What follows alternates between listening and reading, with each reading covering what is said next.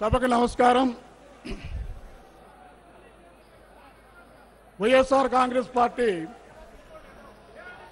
జాతీయ ప్లీనరీ సందర్భంగా ఈ కార్యక్రమానికి విచ్చేసినటువంటి గౌరవనీయులు పెద్దలు వైఎస్ఆర్ కాంగ్రెస్ పార్టీ వ్యవస్థాపక అధ్యక్షులు, పార్టీ జాతీయ అధ్యక్షులు, యువనేత,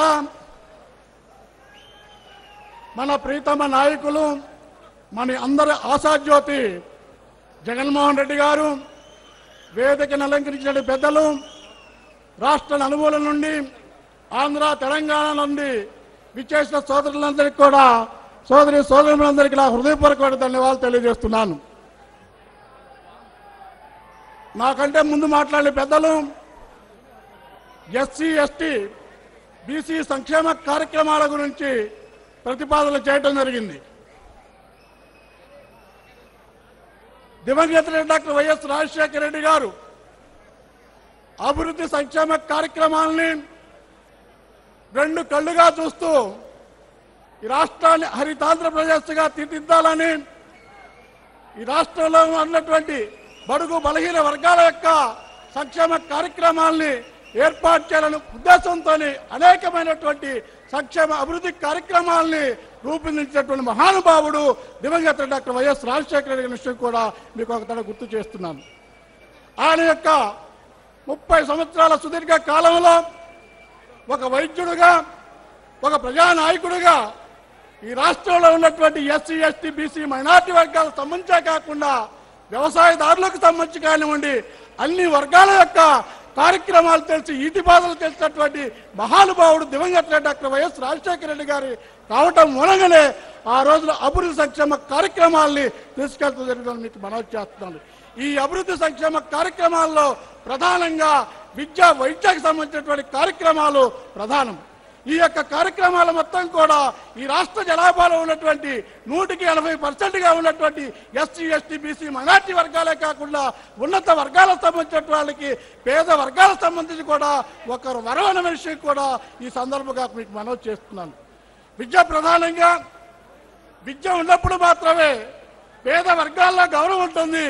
విద్య ఉన్నప్పుడు మాత్రమే గౌరవప్రదంగా బతకగలగటం ఒక ఆలోచనతో బీసీ నింబడినటువంటి పథకం ద్వారా ఈ కార్యక్రమాన్ని ప్రవేశపెట్టి లక్షలాది మందికి సంబంధించినటువంటి విద్యార్థులకి విద్యను కనుగొనడానికి అవకాశం ఇచ్చినటువంటి విద్యాదాత దివంగత డాక్టర్ వైఎస్ రాజశేఖర రెడ్డి విషయం కూడా మీకు మనవి చేస్తున్నారు. ఆరోగ్యశ్రీ పథకం సంబంధించి ఆలోచించినట్లయితే మనకు తెలియదు కాదు. గ్రామాల్లో చూసుకున్నట్లయితే అనేక మందికి కూడా జబ్బు చేసినప్పుడు డబ్బు లేకుండా అనేక మంది కూడా మరణించే పరిస్థితులు మనం చూసాం.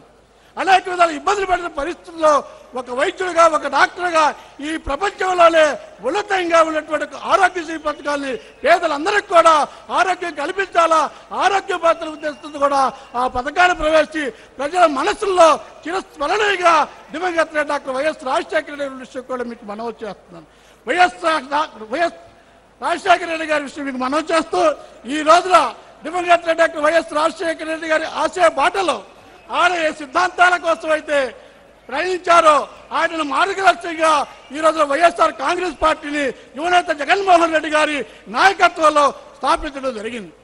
మీకు తెలియదు కాదు, ఆ రోజు ఆహార భద్రత సంబంధించిన విషయం ఆలోచించినట్లయితే అందరికి కూడా, ప్రజలందరికీ కూడా, పేద వర్గాలందరికీ కూడా ఆహార భద్రత కల్పించాలో ఆలోచనతో ఆ రోజున 24 రూపాయలు కిలో బియ్యం ఉన్నప్పటికీ కూడా 2 రూపాయలకే కిలో బియ్యం ఇప్పించినటువంటి మహాదాత దివంగత డాక్టర్ వైఎస్ రాజశేఖర రెడ్డి విషయం కూడా మీకు ఒక గుర్తు చేస్తాను. అంతేకాకుండా ఈ రాష్ట్రాన్ని గుడిచలేని ఆంధ్రప్రదేశ్గా తీర్చిదిద్దాలన్నటువంటి బృహత్తరమైనటువంటి సంకల్పంతో దాదాపుగా ఎస్సీ, ఎస్టీ, బీసీ మైనార్టీ వర్గాలకు కాదు, అర్హత కలిగిన ప్రతి ఒక్కరికి కూడా ఇళ్ల సౌకర్యం కల్పించి దాదాపుగా 48 లక్షలకు సంబంధించినటువంటి ఇళ్ల సౌకర్యం కల్పించినటువంటి దాత దివంగత డాక్టర్ వైఎస్ రాజశేఖర రెడ్డి విషయం కూడా మీకు గుర్తు చేస్తున్నాను.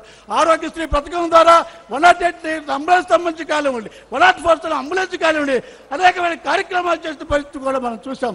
అంతేకాకుండా పెన్షన్ సంబంధించిన విషయం ఆలోచించినట్లయితే వృద్ధులకు సంబంధించి కానివ్వండి, దివ్యాంగులకు సంబంధించి కానివ్వండి, మహిళలకు సంబంధించి కానివ్వండి, వితంతు అనేక మందికి కూడా దాదాపుగా 50 లక్షల పరిశీలనకు సంబంధించి పెన్షన్లు ఇచ్చే పరిస్థితి కూడా ఈ రాష్ట్రంలో ఉందన్న విషయం కూడా మీ అందరికీ అనేకమైన అభివృద్ధి కార్యక్రమాలు దాదాపుగా ఎస్సీ ఎస్టీ పేద వర్గాలకు సంబంధించిన కూడా 32 లక్షలకు సంబంధించినటువంటి ఎస్ఆర్డీ భూములు పంపిణీ చేసినటువంటి ఘనత కూడా దివంగత డాక్టర్ వైఎస్ రాజశేఖర రెడ్డికి దక్కింది. అనేకమైనటువంటి అభివృద్ధి సంక్షేమ కార్యక్రమాల్ని ప్రవేశపెట్టినటువంటి ఈ రోజులో చూస్తే తెలుగుదేశం పార్టీకి సంబంధించి కూడా ఏ మాత్రం కూడా ఏ సంక్షేమ కార్యక్రమాన్ని అమలు దగ్గర పరిస్థితి లేదనే విషయం కూడా మీకు మనవి చేస్తుంది. ఒక విషయం మనవి చేయాల్సిన అవసరం ఉంది. ఇక్కడ ఈ రోజు తెలుగుదేశం పార్టీకి సంబంధించి మరలా బీసీల జపం చేస్తుంది. మా పార్టీకి సంబంధించి బీసీలను ఆదరించే పార్టీ అని, బీసీలకు సంబంధించినటువంటి పార్టీ కాబట్టి మేము బీసీలను ఉద్ధరిస్తామనిగా చంద్రబాబు నాయుడు గారు మాట్లాడుతూ జరిగింది. నేను ఒకటే మనవి చేస్తాను చంద్రబాబు నాయుడు గారికి. చంద్రబాబు నాయుడు గారు మీరు పరిపాలన ఉన్నటువంటి 9 సంవత్సరాల కాలంలో కానీ పోయిన తర్వాత ఈ రోజు పరిపాలిస్తున్నటువంటి 3 సంవత్సరాల కాలంలో కానివ్వండి బీసీలకు సంబంధించిన సంక్షేమ కార్యక్రమాన్ని ఇచ్చారన్న విషయం కూడా మీకు మనవి చేస్తున్నాను.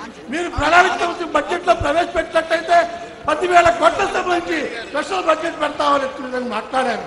అదేవిధంగా కాకుండా కూడా బీసీలకు సంబంధించి ప్లాన్కి సంబంధించినటువంటి చట్టబద్ధ శాస్త్రాన్ని మాట్లాడారు. అనేకమైనటువంటి పుంగలుగా వాగ్దానం చేసిన పరిస్థితి మీకు అవతల గుర్తు చేస్తారు.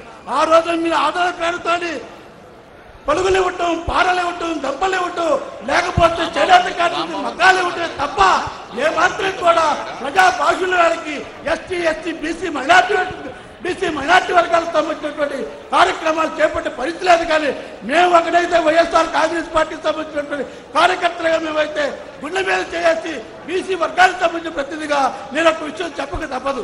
ఎందుకంటే ఈ రాష్ట్ర జనాభాలో దాదాపు 42% 52% వరకు కూడా అత్యధిక జనాభా కలిగినటువంటి బీసీ వర్గాలకి ఆ రోజున దివంగత డాక్టర్ వైఎస్ రాజశేఖర రెడ్డి గారు ప్రవేశపెట్టినటువంటి ప్రతి సంక్షేమ కార్యక్రమాలు, ఇళ్ల నిర్మాణానికి సంబంధించి కానివ్వండి, పెన్షన్ కార్యక్రమాలకు సంబంధించి కానివ్వండి, భూ పంపిణీకి సంబంధించి కానివ్వండి, ప్రతి కార్యక్రమానికి కూడా 50% సంబంధించి సింహభాగం అనిపించింది బీసీ వర్గాలు కాదనే విషయం కూడా మనం ప్రశ్నించుకోవాల్సి వస్తుంది. సభాపతి అందరికీ వెళ్తూ ఇప్పటికే చాలా కాలాతీతమైన అనేక మంది పెద్దలు రావాల్సింది కాబట్టి మాట్లాడుతుంటున్నారు. కాబట్టి ఈరోజు ఈ యొక్క సంక్షేమ కార్యక్రమాన్ని బలపరుస్తూ ఈ కార్యక్రమాలు మొత్తం కూడా తూచా తప్పకుండా అమలు జరగాలంటే తప్పనిసరిగా రాబోయేటువంటి కాలంలో మరలా రామరాజ్యం కావాలంటే, ఈ రాష్ట్రంలో సుపరిపాలన కావాలంటే, ఎస్సీ బీసీ మైనార్టీ వర్గాలకు సంబంధించినటువంటి ప్రభుత్వం కావాలంటే ఒకటే మార్గం. ఆ మార్గం ఇది చారిత్రాత్మక ఆవశ్యకత, చారిత్రాత్మక అవసరం. కాబట్టి ఆ మార్గం మన యువనేత జగన్మోహన్ రెడ్డి గారిని మనం అందరికీ కూడా దగ్గర కట్టుకొని ఇంకా విధంగా అందరూ కూడా అంకుర దీక్షతో జగన్మోహన్ రెడ్డి గారిని ముఖ్యమంత్రి చేసుకోవటమే ఏకైక మార్గం అని చెప్తూ నాకు అవకాశం ఇచ్చిన మీ అందరికీ కూడా నా హృదయపూర్వక ధన్యవాదాలు తెలుస్తూ సెలవు తీసుకుంటా. జై జగన్.